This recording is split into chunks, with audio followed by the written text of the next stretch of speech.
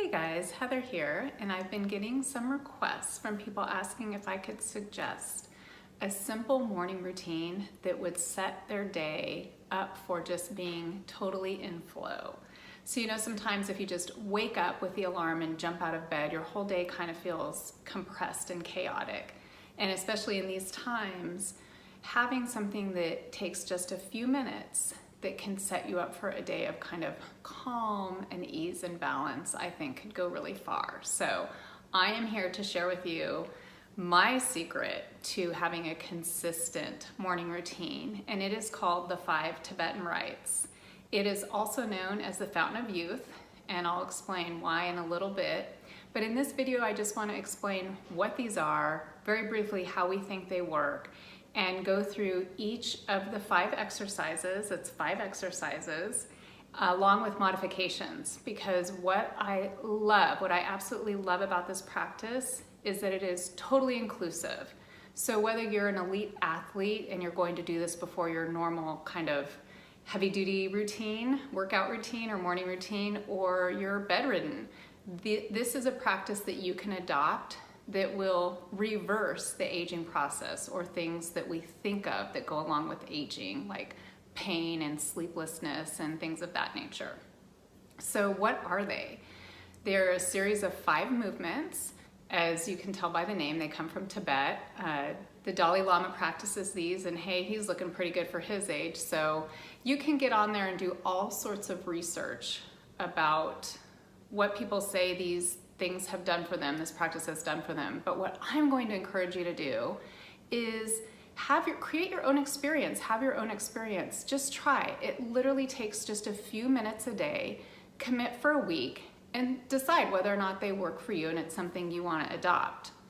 So how we think they work is related to your chakra system, and if chakras aren't something you're into, that's cool. Just think of it like this. Your body has energy, and that energy moves in a certain way, and as we age, that energy can slow down, or different parts of your body are moving at different speeds, and that's what can cause illness or disease. So a lot of people that practice these will report things like better sleep, less stress, better digestion, clarity, coordination, posture, you name it, right?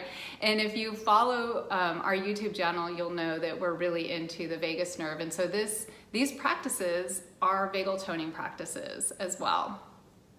So let's get into what it is. It is a series of 5 movements that integrates breath, and it's very meditative. Some people say when they do it, it feels like a meditative dance.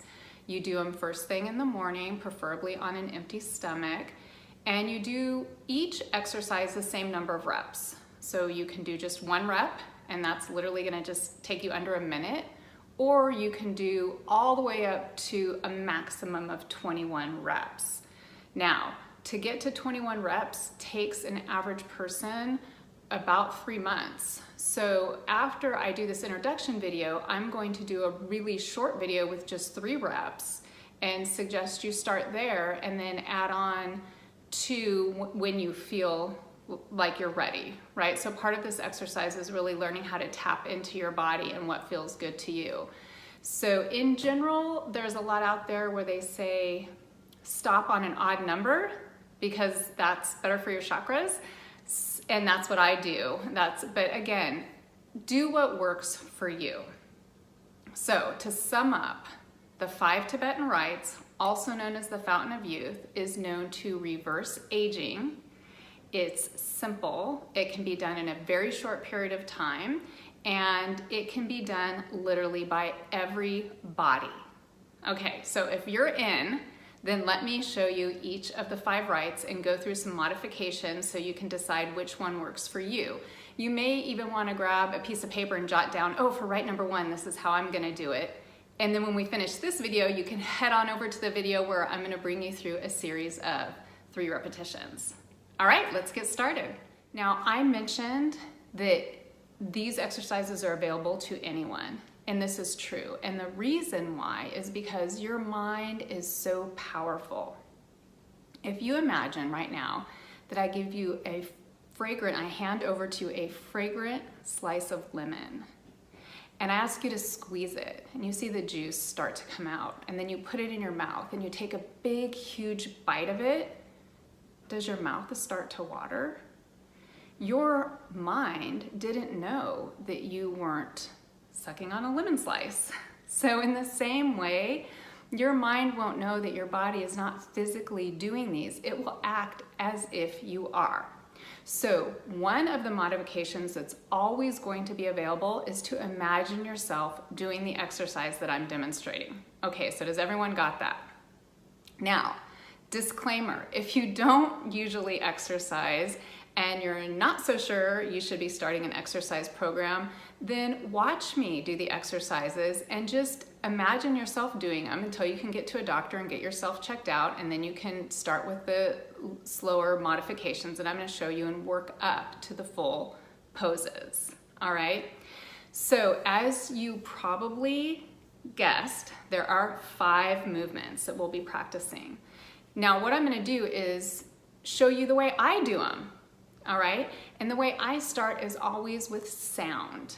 Now, if you've checked out our YouTube channel, you know that I'm really into humming, and humming is a great way that you can introduce sound into your day. I chant, and I'll share the chant that I do before I do my routine in the morning. This is why I think sound is so important. This is the analogy I always give people. When I wake up first thing in the morning, I feel like every cell in my body is an individual musician. And if you've ever walked into an orchestra where people are just kind of practicing and tuning up their instruments, it sounds like a bunch of jumbled noise, right? But then the conductor comes in and this amazing music, this totally coherent, harmonious experience happens. And that is my experience of using sound in the morning. Now, if this is not your thing and you're like, no, thank you, then I'm going to suggest you imagine yourself making sound, but that you will also do another thing, and that is kind of explore this idea of why you don't want to hear your voice and what may be stopping you from having a voice or feeling like you should be making some sound.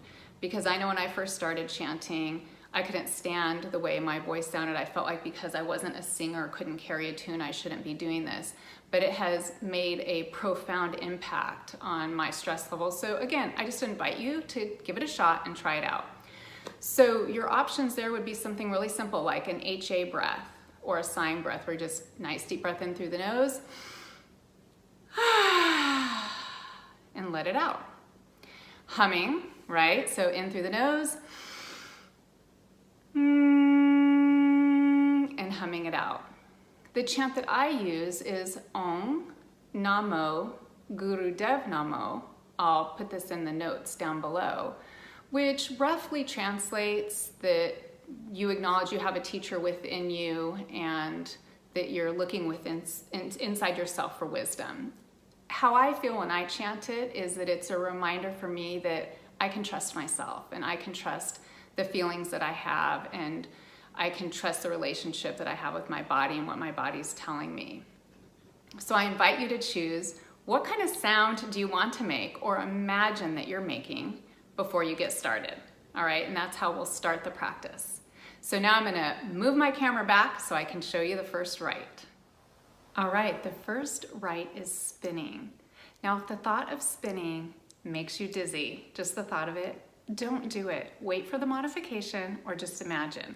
I need to back way up so you can see what my feet are doing here. Your feet are about hip width apart, arms parallel to the ground, palms down. You'll spin clockwise, slow and controlled, no reason to go fast here, no need to go fast. Just breathing in and out in a nice controlled manner. Okay, so we start spinning, breathing in, breathing out. Eyes can be open, eyes can be shut, or you can spot like a ballerina. At the end of this rite, you'll put one foot in front of the other so you can feel nice and solid and grounded. Press your palms together and stare at your thumbs. And we're going to do 3 breaths between each rite. In through your nose, and then out through either your nose or mouth, whatever's more comfortable for you. Modification for spinning. Spaghetti arms. So feet are a little more than hip width apart. Your arms feel like cooked spaghetti noodles, and you just simply twist your body from right to left. Again, you'll end this one with your palms together, staring at your thumbs. If those don't work for you, you could sit in a chair. Depending on your chair, your arms may need to come up and just twist from right to left, or you always have the option of imagining. For rite number 2, you need to move on down to the floor. You come to a lying position here. Let's make sure I'm still on the camera. And the traditional videos and stuff that I've seen have your hands just by your sides pressing into the floor. That's never been comfortable for me, nor anyone that I've taught this to. So I like to make a triangle or a diamond shape and put it right there underneath my low back. It really helps stabilize me. Toes are pointing up towards the ceiling, and you feel your soles of your feet feel like they're pressing towards the wall in front of you, so you're nice and long. Now this movement is going to bring your legs up, while at the same time your chin comes up and your belly button moves down to the ground. So let me show you what that looks like, okay? It's an inhale and an exhale. Legs are straight, navel pulling down towards the ground, and chin just gently lifts up. This one, I call this one fire in the belly. This is all about activating your core and getting you motivated for the day. So if that movement does not feel good to you, and by the way guys, nothing should ever hurt. If it hurts, red flag, don't do it. Remember, you can always move to imagining it. But if that move does not feel good that way, maybe just your legs. Okay, you might want to try that. Or maybe just your chin and your head. Or bending your knees. You could try this. Or again, just your legs. Or if this feels better on your back, just your head and neck. When I end rite number 2, getting that fire in my belly going, I like to take a nice big cat stretch. So I feel my toes pointing towards the wall in front of me and my hands stretching out behind me with maybe a little side bend. We're going to do those 3 breaths right in between each rite. Hey guys, I guess I was so excited to get to rite number 3, I didn't do rite number 2 in the chair. You would sit in your chair, comfortable, feet on the ground. Remember, this is about activating your core.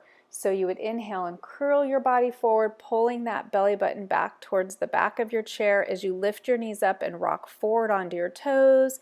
And then exhale, plant your feet back down as you come back up to seated. So it would be inhale, curl forward, rock up on your toes, and then exhale, plant your feet and come back up to seated. Rite number 3, we need to get on our knees. So come up in a way that's safe and gentle. And if you're on a hard surface, you're going to want to put a blanket or a pillow underneath your knees. Or if you're on a yoga mat, you can double or triple it. Curl your toes under, right? So you kind of have I call it a kickstand. Align your joints so your knees are right underneath your hips here. Now in the traditional exercises that I've reviewed, they show your hands right here on the back of your thighs. Again, not comfortable for me. My body's just, it does not feel good. And for most of the people that I've taught this to. So some options. If this feels good for you, go for it. One option is to put your hands back here like you've got your hands in your back pockets. You're wearing jeans and you've got your hands back there. Or put your thumbs together and support your back like that. Okay? So this move is very simple. It's stretching your whole front line and it's a heart opener, right? So preparing you for a day of compassion, I like to say. So for this one, it's just an inhale and you look up, collarbones go wide, camel pose if you know yoga, and then you look forward. My body does not have much bend that way, all right? You guys, these moves can be very subtle. You don't need to kill yourself here. So you're inhaling, looking up, stretching that front body, feel that stretch, and then exhale and look forward. If being on your knees is not comfortable, you could try the move this way. right? You could also take it to your chair. Roll your shoulders up, back, and down as you look up. And then exhale to look forward. So it's an inhale, and then an exhale. And if I'm on the ground, I end this one in a child pose for my 3 breaths. Or if you're in a chair, you could end it something like this. All right, we're just gonna do a brief rest between each of the rites. And hopefully you like these, and you're gonna join me in the video where we run through from beginning to end once you've picked out what your modification will be. Okay, and then it'll make more sense, I think. So right number 4, reverse tabletop. So have your feet about hip width apart, maybe a little bit more. Hands right here, fingers pointing forward. Hopefully you can see that in the video. I should scoot over a little bit. And you're going to inhale as you rock forward, create a tabletop position with your body. And then exhale, and you're gonna push through your hands so you can scoot your bum back through there. All right, watch that one more time. So you inhale, come up to tabletop. And then as I'm exhaling, I'm coming down, I'm really pressing into my arms so I can scoot my butt back through. This one for me really strengthens my arms, and so when I do this right, I think about preparing myself for either giving or receiving for the day. If that move doesn't work, if that's tough for you, try just doing it halfway. How much can you do here? Lifting yourself up. If bending your knees is still too much, can you just press into the ground and just do a micro move where you barely just lift up? If you want to do this in a chair, make sure your feet feel stable on the ground. Your chair is not going to go anywhere. Make sure you're not on a slippery surface. And you would just inhale and come up, and exhale and come down. Again, you should be feeling like your arms are getting a little bit of a workout here. So if you're imagining it, that's what I want you to be imagining. Right number 5, if you're familiar with yoga, this is going to be an up dog, down dog combination, or a cobra downward dog. So we're going to start on our belly, palms beneath our shoulders, toes are curled under, and your feet are about a little more than hip width apart. You're going to inhale to prepare, exhale to press up, look forward, pull that navel in. Nothing should hurt here, guys. Protect your back. And then inhale as you push up into downward dog, really prioritizing that long, flat back. Bend your knees if you need to, all right? So it's an exhale as you rock forward, look forward, collarbones wide, and inhale, back up into that downward dog. Modification, you could come onto your forearms, okay? So with your forearms, looking forward, and then moving up into kind of that halfway, call it halfway downward dog, there's probably a name for it. For me, this one is all about inverting my head below my heart. You know that your head is super greedy when it comes to nutrition, and your body spends all day pumping blood up against gravity. So anytime you can get your head below your heart, you're giving yourself a little bit of a break. So again, that would be an exhale looking forward, and then an inhale, shifting those hips back so that your head is beneath your heart. Let's see what that might look like on a chair. So if you take this last one to the chair, your breath pattern may be reversed, and I've seen people do it both ways for this 5th rite, honestly. What's most important is that as you move through these exercises, you're going to get more in tune with your body and what your body wants to do, and then do that. It doesn't matter what I say or what anyone else on the YouTube says. Tune into you and do what your body wants to do, all right? So for this pendulum in a chair, I would inhale, my shoulders up, back, and down. Feel my collarbones going wide. And then exhale, palms on my thighs, and let my head get heavy like a bowling ball. Inhale, I press my body up, collarbones wide. And then exhale, just relaxing down. Okay. After I finish my 5th rite, I take child's pose again. And hopefully you're gonna join me in the video and I'll show you what I do. It's kind of like the 5 Tibetan Rites Heather style. All right, I hope this was informative and that you're feeling intrigued enough to check it out. And if you do, I hope you leave me a comment and let me know how it goes for you. Thanks so much for watching.